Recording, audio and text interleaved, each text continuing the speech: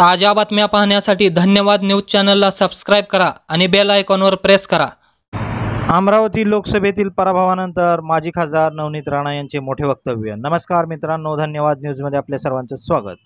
अमरावती लोकसभा मतदारसंघात भाजपने नवनीत राणा यांना उमेदवारी दिली होती, मात्र या ठिकाणी नवनीत राणा यांचा पराभव करत काँग्रेसचे बळवंत वानखेडे हे विजयी झालेले आहेत। याच पराभवानंतर भाजपच्या माजी खासदार नवनीत राणा यांनी मोठे वक्तव्य केलेले आहे।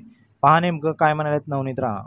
अरे दिल्ली आपलं सगळ्यांना माहीत आहे की प्राईम मिनिस्टर चीनची स्वेरिंग होती, सगळे मंत्रिमंडळाचा शपथविधी झाला आहे, तर त्याकरिता आपण गेलो होतो आणि भारतीय जनता पार्टीची कार्यकर्ता म्हणून मी आहे, तर त्याकरिता गेली होती।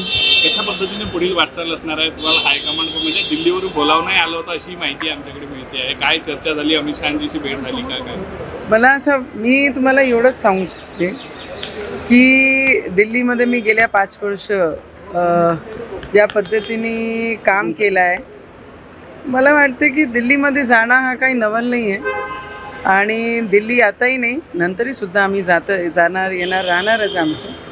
पण आमच्यासाठी महत्त्वाचं आहे की हारूनही आम्ही जिंकलो आहे की आमच्या देशाचे प्रधानमंत्रींनी शपथ घेतली आहे।